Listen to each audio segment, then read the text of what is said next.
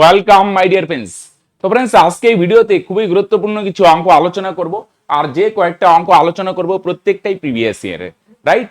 তো প্রত্যেকে ভিডিওটা শুরু থেকে শেষ পর্যন্ত দেখো। ভালো ভালো অঙ্ক সলভ করব এবং বিশেষ প্রসেসে করব, খুব শর্টকাটে হবে এবং অথচ কনসেপচুয়াল, রাইট? তো আসো শুরু করো। সময় দূরত্বের অঙ্ক বা এটা মিশ্রণের অঙ্ক বলতে পারো, ইলিগেশন দিয়ে করবো ফ্রেন্ডস। এটা 2019 সালে আসছে ফ্রেন্ডস, হ্যাঁ, ডব্লিউবিপি কনস্টেবল। আসো, 61 কিমি পথ 9 ঘন্টায় অতিক্রম করে, কিছুটা যান পায়ে হেঁটে আর কিছুটা সাইকেলে যান। তিনি পায়ে হেঁটে কতটা দূরত্ব গিয়েছেন? এলিগেশন দিতে পারবো, কিছুটা হেঁটে যায় কিছুটা সাইকেলে যায়। তাহলে প্রথমে দেই হাঁটার বেগ কত? পদব্রজে মানে পায়ে হেঁটে 4, আর এদিকে দিয়ে দেবো ফ্রেন্ডস সাইকেলের বেগ 9। কিছুটা হেঁটে যান কিছুটা সাইকেলে যান, তাহলে প্রথমে হাঁটার বেগ 4, পরে দেবো সাইকেলের বেগ ফ্রেন্ডস 9। ক্লিয়ার? আর মাঝখানে কি দিব? মাঝখানে দিব ফ্রেন্ডস ওভারঅল বেগ। ওভারঅল বেগ কত? 61 কিমি যদি 9 ঘন্টায় যায়, তাহলে ওভারঅল বেগ কত? বেগ মানে ফ্রেন্ডস দূরত্ব বাই সময়, তাহলে 61/9 মাঝখানে ওভারঅল বেগ। তাহলে সময় দূরত্বের মধ্যে এলিগেশন দিতে পারো ফ্রেন্ডস। দেখো, টোটাল দূরত্বের না, কিছুটা হেঁটে যায় কিছুটা সাইকেলে, বা কিছুটা বাসে কিছুটা ট্রেনে, রাইট? দুই ভাবে যখন যাবে, শুধু দুই ভাবে গেলেই হবে না, কখন এলিগেশন দিবে? হেঁটে যায় সাইকেলে যায় বা বাসে যায় ট্রেনে যায়। তিনটা জিনিস লাগবে, যেমন হাঁটার বেগ, সাইকেলের বেগ, মাঝখানে দিবে ওভারঅল বেগ। হাঁটার বেগ, সাইকেলের বেগ, ওভারঅল বেগ। কিছুটা বাসে কিছুটা ট্রেনে, বাসের বেগ ট্রেনের বেগ মাঝখানে ওভারঅল বেগ, এলিগেশন হয়ে যাবে। ডাইরেক্ট করলে অসুবিধা হবে, নিচে 9 আছে প্রত্যেকটারে 9 দিয়ে গুণ করো। এটা 9 9 ক্যান্সেল, এটারে 9 দিয়ে গুণ করলে 9 9 81, এটারে 9 দিয়ে গুণ করো 4 9 36। নিচে 9 আছে প্রত্যেকটারে 9 দিয়ে গুণ করে পূর্ণ সংখ্যায় নিয়ে আসো। এবার এই দুইটার ডিফারেন্স কত ফ্রেন্ডস? 20। এই দুইটার ডিফারেন্স কত? 25। ছোট করো, 4 5 20, 5 5 25। খেয়াল রাখবে, বেগের মধ্যে যদি এলিগেশন দেয় ওইগুলো বেগ ফ্রেন্ডস, বেগের মধ্যে এলিগেশন দিলে সময় পাওয়া যাবে। টোটাল সময় ফ্রেন্ডস কত? যোগ করো 9 ভাগ 9 এর ভ্যালু প্রশ্নে কত বলছে? 9 ঘন্টাই বলছে। এটা কিন্তু সময়, হ্যাঁ, 9 এর ভ্যালু যদি 9 ঘন্টা হয়, পায়ে হেঁটে যায় 4 ভাগ, তাহলে 4 এর ভ্যালু কত? এটাও 4 ঘন্টা, সেম এক গুণ। 9 এর ভ্যালু 9 হলে 4 এর ভ্যালু 4 ঘন্টা। বুঝছো? বেগের মধ্যে এলিগেশন দিলাম সময় 9 মানে 9 ঘন্টা, 4 মানে 4 ঘন্টা হেঁটে 4 ঘন্টায় যায়।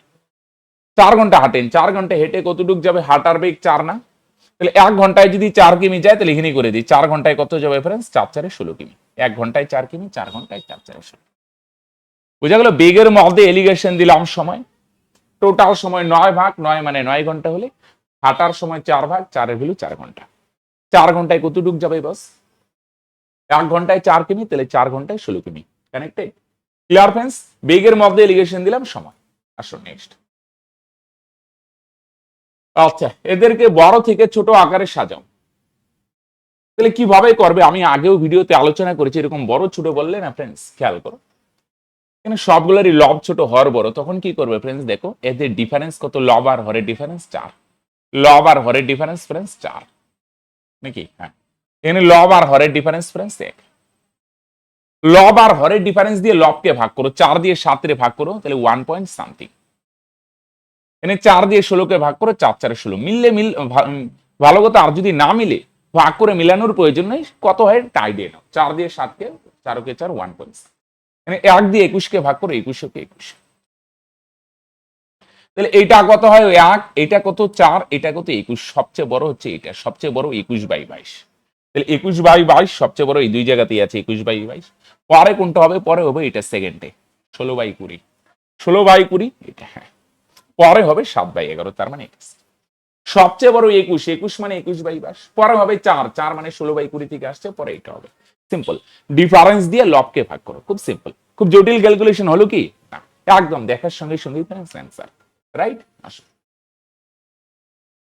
এই ধরনের সরল যদি বলে গুনগুন আকারে থাকে না ফ্রেন্ডস,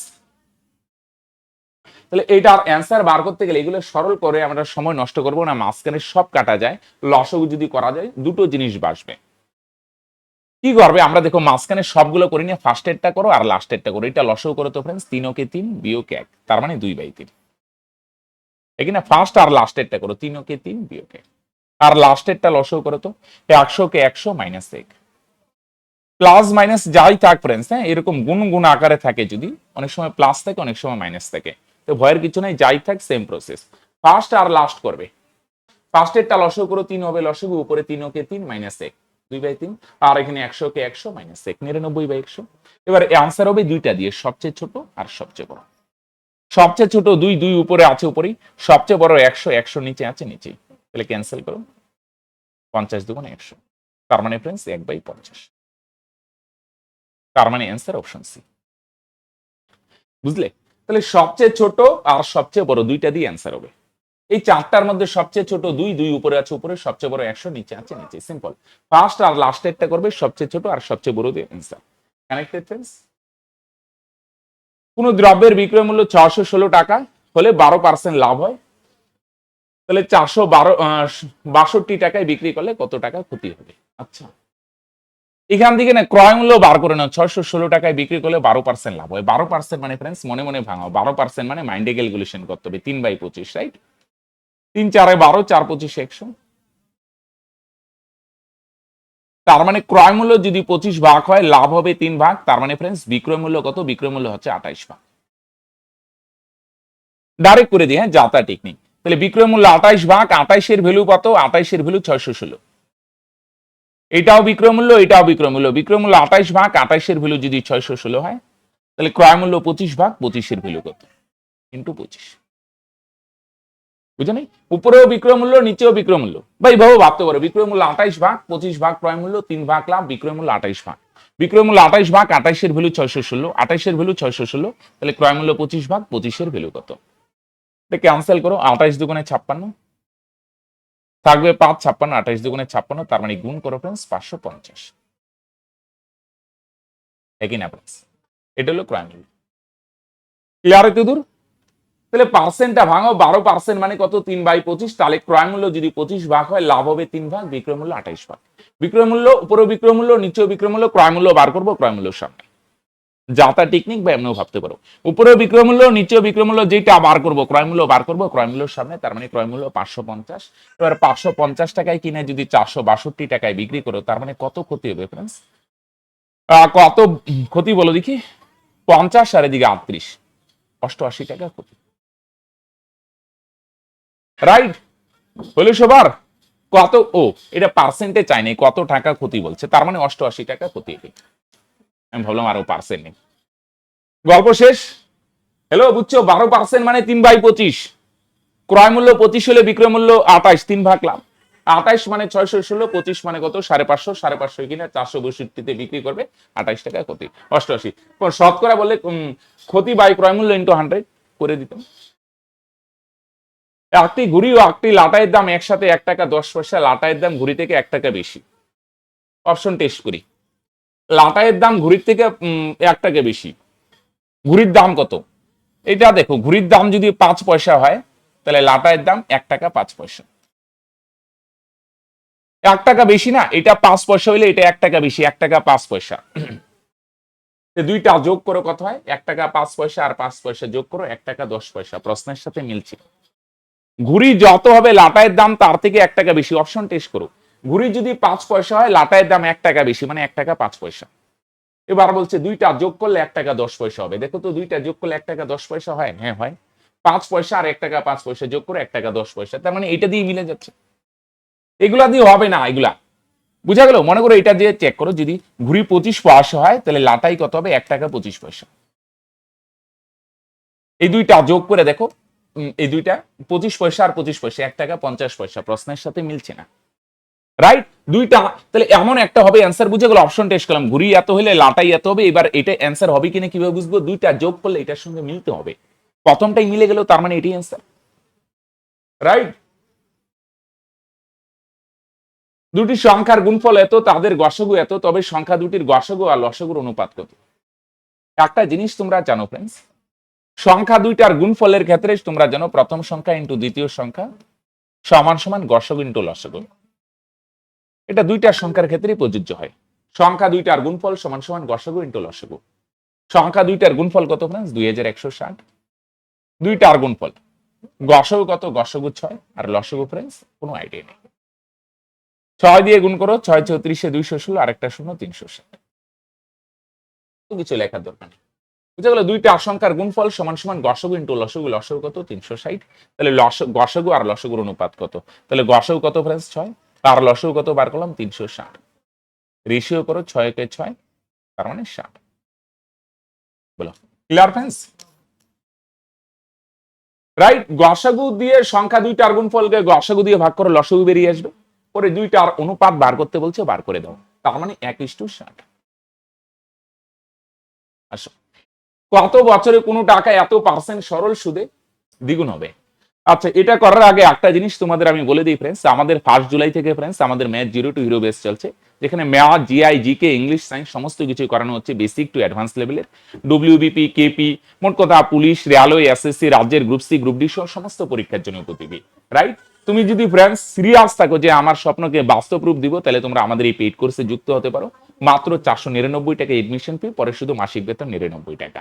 রাইট। কোর্সে এডমিশন নিতে গেলে কি করবে? নিচে নাম্বার দেখতে পাচ্ছ বা ডিসক্রিপশনে বা পিন কমেন্টে একটা লিংক দেওয়া আছে, সেই লিংকে ক্লিক করে হাই বা হ্যালো লেখো, সমস্ত ডিটেলস পেয়ে যাবে। Right friends? আসো, তাহলে কোন টাকা কত বছরে দ্বিগুণ হবে? বার্ষিক সরল সুদের হারে কত বছরে দ্বিগুণ? আচ্ছা, দ্বিগুণ মানে এটা মনে মনে ভাবো, আসল যদি 1 টাকা হয় তাহলে সুদ আসল কত? 2 টাকা। 1 টাকা ব্যাংকে রাখলে এটা আসল, সেটা বেড়ে কত হবে? 2 টাকা হবে। তার মানে কত টাকা বাড়লো? তোমরা বলবে স্যার 1 টাকা। যেটা বাড়ে না বস, সেটাকেই তো আমরা বলি সুদ। 1 টাকা রাখলাম, সেটা বেড়ে 2 টাকা হবে। কত টাকা বাড়লো? 1 টাকা, সেটা সুদ। তাই কি না? এটা আসল, এটা সুদ। এবার বার করতে বলছে কত বছরের সময় বার করতে বলছে। তাহলে সময় মানে ফ্রেন্ডস সূত্র কি? 100 ইন্টু আই, আর নিচে পিটিআর। পিটিআর এর মধ্যে টি তো বাদে গিয়ে গেল, তাহলে নিচে থাকবে পিআর।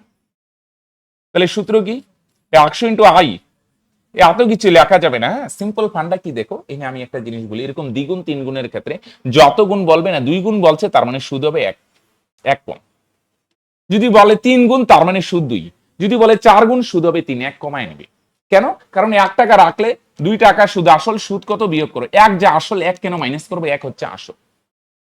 এরকম দ্বিগুণ 3 গুণের ক্ষেত্রে আসল 1 ধরবো। তাই কি হবে? এখানে যত গুণ বলবে এটা সুদ আসল। 2 গুণ সুদ আসল, তার মানে সুদ হবে 1। যদি বলে 10 গুণ তাহলে সুদ হবে 9, 1 কম। আসল কত? আসল হচ্ছে 1। আর মানে সুদের হার, সুদের হার কত? 18.75। 18.75 মানে ফ্র্যাকশনে নিয়ে আসো তো, দশমিক সরাও নিচে 100, কত হয়? 7 25 175, তার মানে থাকবে 12 125। 75/4 না, 75/4 উপরে দিয়ে দিলাম 4। এটা বুঝার জন্য লিখলাম, হ্যাঁ ডাইরেক্ট। সময় মানে 100 ইন্টু আই, আই মানে সুদ, আর নিচে পি, আসল মানে 1। তাহলে এই ধরনের অঙ্কে বুঝা গেল যত গুণ বলবে সুদ তার থেকে 1 মাইনাস করে নিবে। যদি বলে 5 গুণ সুদ 4, যদি বলে 6 গুণ সুদ 4 মানে 5, যদি বলে 8 গুণ সুদ 7, আর আসল সবসময় 1। 100 ইন্টু আই, আই মানে সুদ, আর পি মানে আসল, আর টি 18.75 মানে 75/4। রাইট? ঠিক করলাম না? ক্যান্সেল করো। 3 25 75, 4 25 100, তার মানে 16/3। 4 4 16/3, 16/3 মানে খেয়াল করো 3 5 15, 16/3 মানে 5 পূর্ণ 1/3। তাহলে 5 দিয়ে একটাই আছে, 5 বছর 4 মাস। তবু আমি বলে দিই, 3 দিয়ে 16 রে ভাগ করো, কত হয়? থাকবে 1। 5 পূর্ণ 1/3, তাহলে 5 দিয়ে একটাই অপশন আছে, এটাই অ্যান্সার। আর এটা অ্যাকচুয়ালি প্রসেস কি? 5 বছর। এটা বছরে আছে তো, এটা 12 দিয়ে গুণ করো ফ্রেন্ডস, তাহলে মাসে আসবে 4 মাস। ওকে, 5 বছর 4 মাস। বুঝা গেল? 18.75 মানে ফ্র্যাকশনে নিয়ে আসলাম। 75/4 নিচেরও নিচে, এটা উপরে যাবে। 5 পূর্ণ 1/3 মানে 5 দিয়ে একটাই অপশন আছে, এত ভাঙানোর দরকার নেই। আচ্ছা, এখানে প্রত্যেক, এটাও কিন্তু 2019 এর প্রশ্ন। আজকে যতগুলো করেছি সবগুলাই 2019 এর। রাইট? আসো নেক্সট। এতর সঙ্গে কোন ক্ষুদ্রতম সংখ্যা যোগ করলে যোগফল একটি পূর্ণবর্গ সংখ্যা হবে? রাইট? তাহলে এগুলো যদি স্কোয়ার জানো, তোমার 50 অব্দি সহজ হয়ে যাবে। আমি ধরলাম তোমাদের স্কোয়ার জানা নাই ফ্রেন্ডস, তাহলে কি করতে হবে ফ্রেন্ডস? তাহলে একটু করেই দেখি, এটা খুব বড় হয় না, ভাগ প্রক্রিয়া বর্গমূল করে দাও, খুব বড় হয় না। 4 4 16 থাকবে 128। এখানে 4 এর ডাবল কত ফ্রেন্ডস? 8। 2 ঘর করে দাগিয়ে আসতে হয়। 17 আছে, 4 4 16, 5 5 25, 4 বার দিব, 5 বার দিলে বেশি হয়। পরে এটা ডাবল নিয়ে আসতে হয়। এবার কতবার দিব? 8 এর সাথে যদি 1 নাও, 8 এর সাথে, তাহলে 1 দিয়ে গুণ করতে হয়, 81। 8 এর সঙ্গে যদি ফ্রেন্ডস 2 নেই, তাহলে গুণ করতে হবে 2 দিয়ে। একবার দিলে কম হয়, 2 বার দিলে বেশি। যখন বলবে না কত যোগ করলে পূর্ণবর্গ, একবার বেশি দিবে। নর্মাল ভাগ হলে একবার দিতাম, 2 বার দিলে বেশি হয়। কিন্তু যোগ বললেন একবার বেশি দিতে হয়। যেখানে একবার যাওয়ার কথা সেখানে দিব দুইবার, এখানে দুই, এখানে দুই। যেখানে 4 বার যাওয়ার কথা সেখানে 5 বার দিব।